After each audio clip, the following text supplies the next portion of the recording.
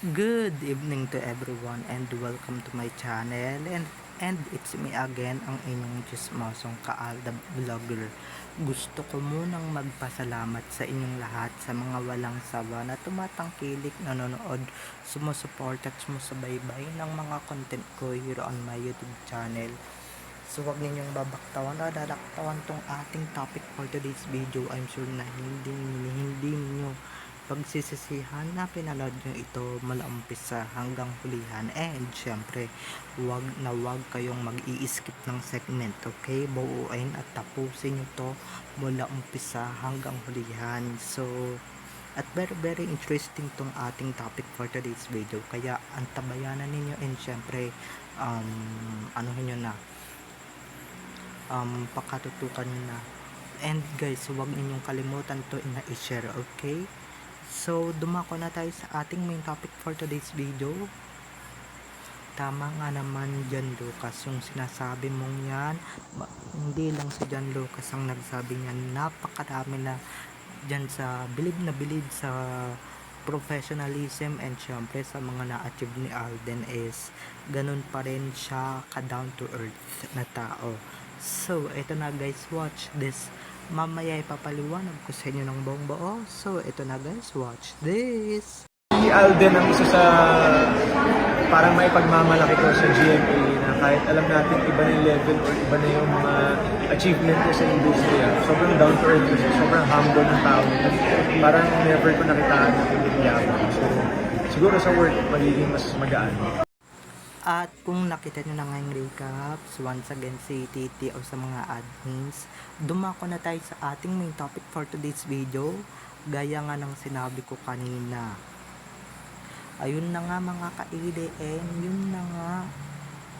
Diba, ulitin ko lang ulit yung sinabi ni John Lucas, diba, na former hashtag or dating taga-kabila na ngayon ay makakatrabaho na ang nag-iisang Alden Richards. Abay, yung diba, Alden Richards level na. At ito lang naman talaga yung sinabi ni John Lucas sa mga columns, yung ganyang mga ganyan sinabi ni John Lucas na bilib nga siya daw sa professionalism and syempre sa work ethics ni Alden, or sa kahit anong na-a-achieve niya or ma-achieve niya talaga sa buhay is hindi pa rin talaga guys nagbabago, or hindi pa rin talaga nagbabago yung tao, diba? Ang gusto lang naman ipahiwatig ni John Lucas dyan sa sinabi niya, kaya isa si Alden sa mga pinagmamalaki ng GMA na artista or ng Kapuso Network na artista, talagang dahil nga dyan, kahit na sa kabila ng mga na-a-achieve niya, sa kabila ng kasikatan niya, talagang ganun talaga mga ka-EDM, diba? Wala ka talagang makikita, wala kang kayabangan na nakikita, unlike ng ibang artists. Never kong nakitaan na pinure ng ibang artista, okay, or ng mga smallest actors nila na katrabaho. Yung iba dyan attitude, diba? Yung iba dyan maarte, yung iba dyan prima donna, yung iba dyan diba, yung iba dyan prima donna pa, diba? Yung iba dyan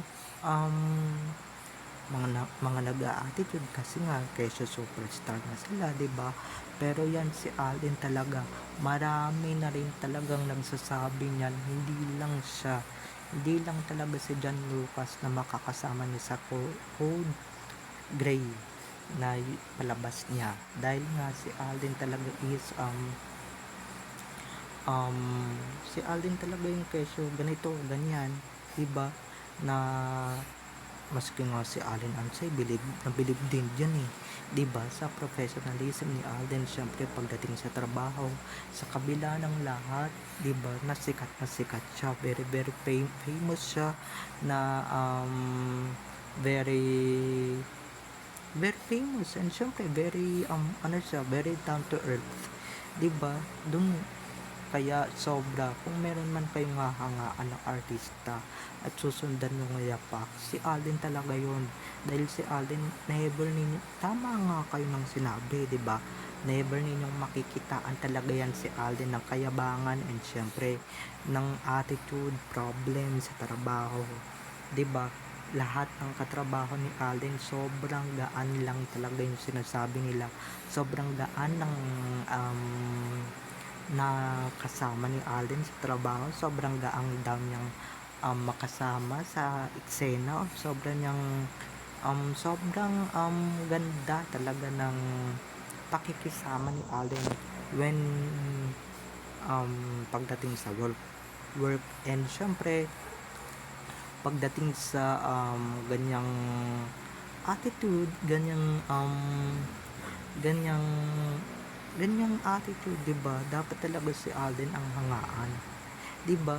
Kasi yung iba diyan, 'di ba? Ayoko na lang magpangalan, pero may mga naririnig ako, 'di ba, na yung iba diyan nag-a-attitude, nagpiprima donna, 'di ba? Nag-iinarte, 'di ba? Nagpapaganito, ganyan. May nagsabi nga, huwag kayong putsyong artista, huwag kayong ma-attitude, 'di ba? Kasi yung iba diyan, mga sikat na nga, 'di ba? Mga sikat na ngang artista, mga sikat na ngang personality, pero tignan niyo naman dahil sa attitude nila, nasaan ba sila ngayon? Wala, 'di ba? Nga sila ngayon, 'di ba? Si Alden, never niyo yung makikitaan ng ganyan na nagsusungit, 'di ba? Na nagsusungit sa fans, nagsusungit sa ganito, nagsusungit sa ganyan, 'di ba? Nag-a-attitude sa taping, nag-iinarte sa taping, 'di ba? Nag-iinarte sa shooting, nagpa-pack up, 'di ba? Dahil sa kanya or whatever, 'di ba? Dahil sa mga pagganyan niyang attitude, talagang never niya talagang never talagang never talagang makikita ng ganyan si Alden ang mga katrabaho niya ngayon, 'di ba? Ngayon niyo lang napatunayan na ganyan din pala yung magiging experience ninyo pagka nakatrabaho ninyo yung isang Alden Richards, 'di ba? Yung isang Alden Richards na talagang um, hindi nyo pa talaga subok ang makatrabaho siya, edi yan, napabilib kayo, 'di ba? Napanganga kayo sa work ethics ni Alden, sa sa work ethic ni Alden na keso, 'di ba? Ang dali lang din naman din kasi na makatrabaho or maka-work, 'di ba? Kahit ako, kahit ako, 'di ba? Kahit ako yung artista, naku, hanga din ako dyan sa professionalism ni Alden. At syempre, 'di ba? Doon pa rin talaga yung down to earth talaga, 'di ba? Down to earth talaga yung mga kahit kahit napakadami na niyang na-achieve, ang dami niyang awards, katulad ni Maine, 'di ba? Katulad, 'di ba, silang dalawang mag-asawa still nandyan pa rin sila sa baba. Yung mga paa nila nakatungtong pa rin talaga sa baba or nakatungtong pa rin sa lupa. Hindi sila guys yung nagmamataas, 'di ba? Hindi sila yung nagmamataas na artista na paano yan, yung mga nandito na kami, kaya nyo ba to, 'di ba? Hindi sila ganun, 'di ba? They not do that, or they'll not do that. Yung mga ganyang problema, or yung mga ganyang attitude, 'di ba? Wala kang makikita talaga kay Alden na gumanyan talaga, 'di ba? Napakadami na niyang sinasabi, napakadami nang nagsasabi talaga kay Alden na sobrang bait talaga niyan, 'di ba? Na professional talaga, na 'di ba, kahit baguhan pa lang siyang artista, kaya siya nagtagal sa industriya. Kaya kung ako sa inyo, gusto ninyo magtagal sa industriya at gusto ninyong ma-achieve yung fame ni Alden or ni Tisoy, ay nako, maging down to earth lang kayo. Huwag kayong tubuan na kayabangan, 'di ba? Huwag kayong tubuan ng ugali or ng attitude, kasi yan yung number one na magpapabagsak sa inyo, 'Di ba mga ka-ADN, ako kahit vlogger lang ako, naku, yung attitude ko natural na 'yan, pero I'm still down to earth, 'di ba mga ka-ADN? Gano'n dapat, 'di ba? Hindi yung akala mo kung sino ka ng sikat, 'di ba? Na magmamalaki ka na, magmamataas ka na, magyayabang ka na. 'Yan, sa sobrang kataasan ninyo or sa sobrang taas nyo na talaga sobrang taas nyo na talaga, hindi na kayo ma-reach, hindi na kayo hindi na kayo ma-reach talaga ng bonggang bongga. Pero si Alden, never ninyong makikitaan ng ganyan. Professional nga siya, di ba? Marami nang pumupuri sa kanya, maski mga baguhang artista. Marami din talagang umiidolo dyan kay Alden ng mga baguhang artista, um, na nabaguhan pa lang sa GMA, sa Sparkle, 'di ba, sa Kaposo Network. Marami na talagang humahanga dyan kay Tisoy, na talagang marami na din talagang humahanga, and syempre may respeto dyan dahil nga sa attitude niya, 'di ba? Kaya nga na siya nagtagal sa industriya at ngayon marami nang may gusto na maging si Alden Richards pagdating ng araw. Simple lang guys, simple lang maging Alden. Huwag kayong mag-attitude, okay? Huwag kayong masyadong mapagmataas. Huwag kayong masyadong na pag may konti lang kayong naabot, may konti kayong na-achieve sa buhay ninyo, may konti kayong na-achieve or konting naging just ninyo dito, ay naku, yayabangan nyo na agad, iyayabang nyo na agad at sasabihin ninyo kaya nyo ba to? Hindi, di ba? Gaganon-ganon na kayo, mag-a-attitude na kayo, syempre mag-i-inarte na rin kayo, mag-prima donna na rin kayo, di ba? Dahil marami ng artista ang dumaan sa pagiging prima donna na maging sikat or naging sikat, di ba? Kaso nga lang, yung iba dyan, natubuan ng attitude, sumasama yung ugali, iba nagiging mataray, nagiging masungit, hindi na namamansin ng mga fans nila, di ba? Pero si Alden, bukod sa professional dyan sa trabaho, talagang namamansin siya ng mga fans niya, di ba? Kahit, di ba, yung kunwari, ito pa, yung isa nating hinahangaan kay Alden at kay May, syempre tinitignan din nila kung saan sila nanggagaling, 'di ba? Si Alden from afar yan, 'di ba, na nag-audition sa Starstruck, nag-audition sa ganitong reality show, 'di ba? Tas ngayon unti-unti niya nang natutupad yung kanyang mga pangarap, 'di ba? Tapos si Ming, 'di ba? Simpleng babae lang, 'di ba, na nakapagtapos sa isang mataas na paaralan talaga dito sa Pilipinas, 'di ba? Naabot din ang kanyang mga pangarap sa industriya ng showbiz. Pero still down to earth pa rin sila, 'di ba? Look up din naman kung saan tayo nagsimula at kung saan tayo nagmula, para iwas kayabangan, iwas apag, iwas laki ng ulo, 'di ba? Kaso yung ibang artista diyan, masasabihan nyo ba ng ganyan yan? Masasabihan nyo ba ng um, ng ganun yan? Masasabihan nyo ba ng ganyan yan? 'Di ba? Wala silang ganyan, na yung iba nga diyan, baguhan pa nga lang na artista. Akala nyo naman kung sino na agad, 'di ba? Akala nyo agad kung sino agad yung mga artistang yan, na ang lalaki agad ng ulo, 'di ba? Ang yayabang na agad, hindi na marunong mambate or mangbati man lang, 'di ba?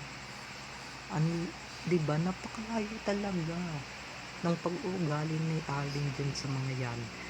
Kasi si Alden, sabihin na natin 1 decade na si Alden, isang dekada na sa showbiz, pero tignan nyo naman kung ano yung Alden noon year 2010, ayun pa rin talaga yung Alden na hinahangaan natin from now on, 'di ba? Hindi pa rin nagbabago, never pa rin yumayabang, never pa rin lumalaki yung ulo, 'di ba? Never pa rin nagiging maangas yung dating, 'di ba? Samantalang yung iba diyan 3 to 5 years pa lang sa showbiz, kala nyo kung sino na kayo, di ba? Kaya tamang-tama, correct ka dyan Lucas, dyan sa sinabi mo na dapat hangaan yan si Alden. And syempre ganyan din naman talaga yung sinabi ni Allen Ansay, 'di ba? Na baguhan ding artista at syempre sobrang bilib siya talaga sa work ethics ng kanyang Kuya Alden Richards o ni Alden, 'di ba? Na ganun din naman, still the same pa rin talaga yung sinasabi nila pagka talagang 'di ba, hindi lang kayo guys ang napapabilib ni Alden dyan sa ganyan yung attitude, maski mga meron man siyang nakatrabaho sa pelikula, sa showman yan, sa teleserye, pelikula, or even a variety show, ganyan din talaga yung sasabihin nila, 'di ba? Ganyan din talaga yung ipaparating nila, ganyan din talaga yung ano nila, na wala sa talaga silang makikitang kayabangan or nakikitang kayabangan yan kay Allen or yan kay Tisay, kaya ang daming humahanga at ang daming blessings na lumalapit sa kanya, 'di ba? Kung naging mayabang man siya, deserve niya, 'di ba? Pero he's look up when he was started, or kung saan siya nanggaling, 'di ba? Kaya ako ganyan ako, 'di ba? Kung saan ako nag-umpisa, doon talaga ako tumitingin kasi, 'di ba? Marami tayong buzzwords, so marami na yung mga buzzwords natin, alam niyo naman 'yan. Kaya yung mga advice ko lang sa mga baguhang artista ay naku, kung gusto ninyong maging long yung pagiging yung magkaroon ng staying power sa showbiz at staying power ng kasikatan, naku, gayahin nyo si Alden, di ba? Huwag kayong gumaya sa ibang artista na lumaki ulo, nagka-attitude, di ba? Na tignan nyo naman ngayon ang bababa na, di ba? So, bye-bye na mga ka-ADN. I love you all. Have a nice day. Keep safe. And God bless everyone. Bye-bye. I love you all. Enjoy watching. Don't forget to subscribe to my YouTube channel. And syempre, don't forget to click the notification bell para pag nag-upload ako, kayo agad ang unang manonotify sa aking mga susunod pang i-upload na mga videos. Okay? So, bye-bye na mga ka-ADN. I love you all. Have a nice day. Keep safe. And God bless everyone. Bye-bye. I love you all. Enjoy watching. Bye-bye.